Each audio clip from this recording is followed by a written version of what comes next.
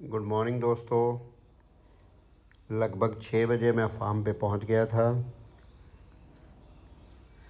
और आज मैं मकबूल पे राइड करने वाला हूं और इसको गुड थोड़ा मॉर्निंग नए जी रास्ते सभी पे लेके दोस्तों को। जाऊंगा, जिसमें करीब 4 किलोमीटर की रोड पे राइड होगी। क्योंकि ये घोड़े के डर अभी तक पूरी तरह से नहीं मिटे हैं और ये कभी रोड पे नहीं गया है, इसको ट्रैफिक का कोई भी एक्सपीरियंस नहीं है।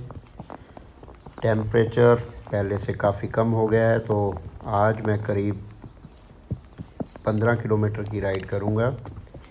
मैं पहले ही बता सकता हूँ कि 15 किलोमीटर की राइड कैसे करूँगा, क्योंकि मैं इन रास्तों पे बहुत बार राइड कर चुका हूँ, तो इनके अप्रॉक्सीमेट अंदाजे मुझे पता है। इसमें से बहुत से रास्ते आपस में इंटरकनेक्टेड है, जिन पे मैं ऑलरेडी बहुत बार राइड कर चुका हूँ। नॉर्मली हम रोड साइड पे राइड नहीं करते, घोड़े के पैरों की वजह से घोड़ा और सवार दोनों डिस्टर्ब होते हैं अगर रोड पे राइड करते हैं, क्योंकि बहुत सारा शोर, हॉर्न, गाड़ियों के टायरों की आवाज़ें, और हो सकता है जाते जाते आपके पास कोई ट्रक का टायर फट जाए तो इतना बड़ा पटाखा आता है कि आपका घोड़ा डर के भाग सकता है।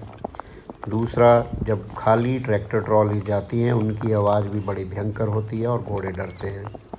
मकबूल के साथ रोड साइड पे ये मेरी पहली राइड होगी और उम्मीद है कि घोड़ा काफ़ी अच्छा करेगा। 15 किलोमीटर की राइड होने की वजह से मैं इसको ज़्यादातर वॉक में ही रखूँगा या थोड़ा ट्रॉट रखूँगा। अगर मेरा कैमरा ट्रॉट के समय शायद ना चले, क्योंकि मैं सिंगल हैंड राइड कर रहा हूँ और सिंगल हैंड ही फ़ोटोग्राफ़ी कर रहा हूँ। जहाँ तक मैं पहुँच गया हूँ, करीब मैंने 4 किलोमीटर की राइड कंप्लीट कर ली है।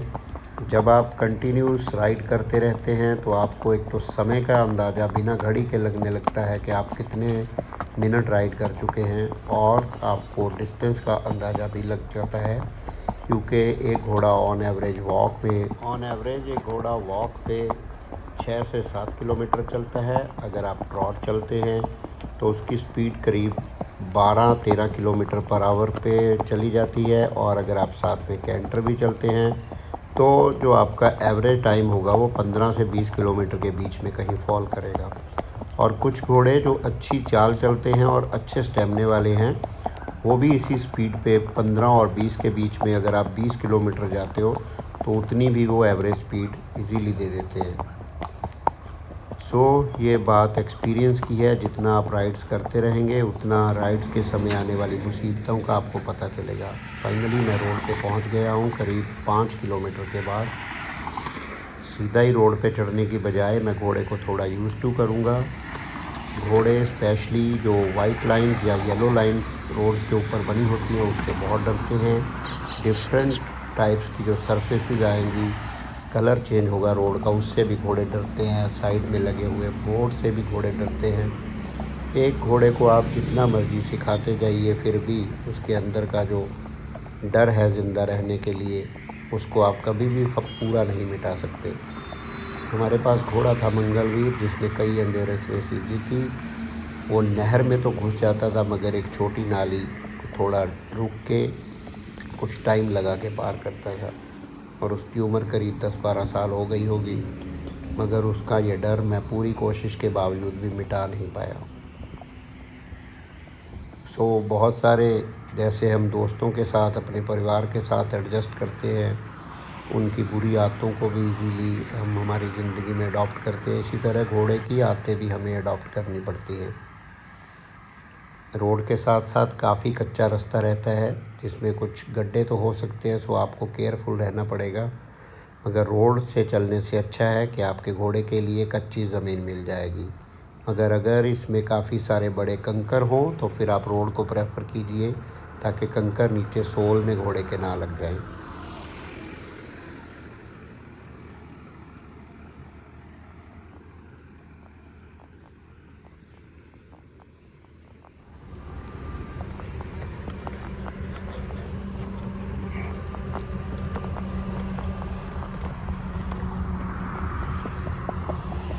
रोड से हटके थोड़ा एक करीब 1 किलोमीटर या 700-800 मीटर का रास्ता होगा। तो थोड़ा घोड़े को इस साउंड से बचाने के लिए मैंने ये रास्ता भी पकड़ा है। ये रास्ता थ्रू तो नहीं है, मुझे इस रास्ते से वापस आना पड़ेगा, मगर आई विल ट्राई कि ये रास्ता कहाँ तक जाता है, कैसा रास्ता है। और बहुत बार मैं कार से जाता हूँ तो हमेशा देखता हूँ कि बड़ा सुंदर लंबा रास्ता है। आज बाई चांस मैं घोड़े से जा रहा था तो जाते जाते ये रास्ता भी देखने का मन हुआ। काफ़ी सारी खुली जगह इसके पास है, क्योंकि अगर आप घुड़सवारी के शौकीन हो तो अगर कोई रास्ते आपको इंटरकनेक्टेड मिल जाएं जो कच्चे हों और वहाँ पे ट्रैफिक बिल्कुल भी ना हो, तो कुछ लंबे ट्रैक्स बनाने में आपको इजी होता है। अगर आप कोई लंबी राइड करना चाहते हैं या कोई एंड्योरेंस राइड कराना चाहते हैं, ये एक अच्छी खबर है हमारे ग्रुप के लिए कि ये रास्ता आगे जाके एक और नाला या कह सकते हो उसके साथ जुड़ गया है और अभी इसमें पानी नहीं है, सो हम इसको इजीली क्रॉस कर सकते हैं।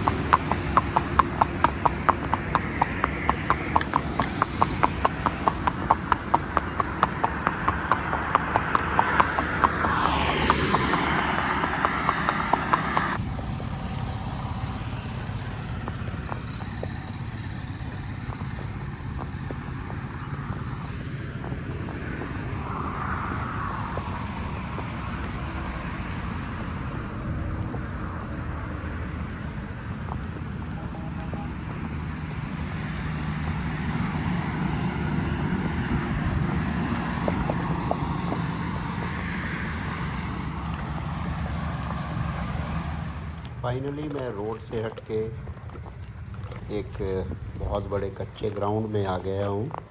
एक बैरन लैंड है, कई हज़ार एकड़ की बैरन लैंड, जिसमें कुछ जगह पे पानी डिपॉज़िट है, कुछ जगह पे ग्रास लैंड है। सो आज की राइड में फ्लैट सरफेस आई, घास आया और अब ये थोड़ा बड़े वाला घास आ गया ग्रास लैंड की तरह। और इसमें पक्की रोड करीब 3-3.5 किलोमीटर आई होगी, बाकी आलमोस्ट सारा कच्चा ही है।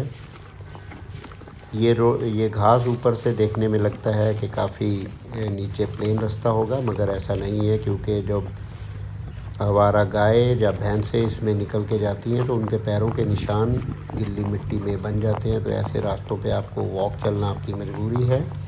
अगर आप कैंटर या ट्रॉट करना चाहेंगे तो हो सकता है आपके घोड़े का पैर इसमें टेढ़ा हो जाए, टिल्ट हो जाए, उसको चोट लग सकती है। सो बी केयरफुल। वैसे तो सांपों का सीज़न चला गया है, ठंड शुरू हो गई है, वो हाइबरनेशन में चले गए हैं। और अगर आप गर्मियों में जाते हो तो कभी भी ऐसी जगहों पे मत जाइए कि सांपों का एक बहुत बड़ा ख़तरा रहता है। थोड़ा कैंटर का मज़ा भी लिया क्योंकि ये रास्ता काफ़ी साफ़ है, सो रिस्क नहीं है। और बहुत लंबे समय से मैं घोड़ों को चाल में या वॉक में चलाता रहा हूँ, तो कैंटर करने की एक दिमाग में हिचक भी थी, क्योंकि पहले जब मैं घोड़ों को बेतहाशा भगाता था तो कोई दिन तो आप गिरते ही गिरते हो, क्योंकि कभी घोड़ा गिरता है या घोड़ा रुक गया किसी कारण डर के, तो आउटडोर में आपको गिराता ही गिराता है। मगर फिर से मैंने थोड़ा हौसला जुटाया और घोड़े को कैंटर किया। एक पैच और आ गया जिसमें काफ़ी सारी बड़ी घास है और पेड़ों का एक बड़ा पैच है जिसमें हम अंदर तक जा सकते हैं। मगर किसी भी रास्ते में जहाँ मेरा घोड़ा बोर हो उस पर मैं ज़्यादा समय उसको नहीं चलाता,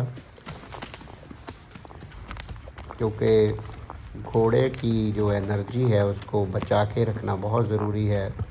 और थकावट की डेफिनेशन यही होती है कि काम जब आपकी पसंद का ना हो। सो अगर आप अपने घोड़े के साथ लंबा चलना चाहते हैं तो उसकी पसंद का ख्याल और उसकी थकावट का ख्याल ज़रूर रखें। मगर घोड़े की गर्दन के उठाव से आप अंदाज़ा लगा सकते हैं कि उसमें कितना कॉन्फिडेंस है। इस घास के मैदान में काफ़ी सारी डेंजरस जगहें भी हैं, जिसमें से कटे हुए पेड़ काफ़ी डेंजरस होते हैं। कोई ऐसा हिडन गड्ढा हो सकता है, कोई रैट होल हो सकता है। और यहाँ एक डिप आया तो मैंने घोड़े को नीचे उतारा, मगर कई बार ये जो ज़मीन है यहाँ पे दलदल भी हो सकती है। सो अनजान पानी में लेके घोड़े को कम ही घुसे जब तक आपको यकीन ना हो कि वहाँ की लैंड कैसी है, क्योंकि अगर आप अकेले हैं और ऐसी किसी दलदल में आप फंस जाएं, हो सकता है आप और दोनों घोड़ा फंस जाएं तो काफ़ी मुशक्क़त लगे और ऊपर से आपका फ़ोन बंद हो जाए, तो आप इमेजिन कर सकते हैं कि आप कितना बुरा फंसेंगे। क्योंकि यहाँ आदमियों की पहुँच कम है जिस जगह मैं राइड कर रहा हूँ। दोस्तों, ये फार्म से करीब आधा किलोमीटर दूर है। आप घोड़े की एनर्जी का अंदाज़ा लगा सकते हैं। ये वीडियो देखना आपको थोड़ा मुश्किल हो सकता है क्योंकि ये थोड़ा मोड चेंज हो गया कैमरे का, मगर ये वीडियो मैं इसलिए ऐड कर रहा हूँ कि आप घोड़े की एनर्जी का अंदाज़ा लगा सकते हैं 15 किलोमीटर के बाद। मारवाड़ी घोड़ों को अगर ट्रेंड किया जाए तो वो मिरेकल्स कर सकते हैं एंड्योरेंस में।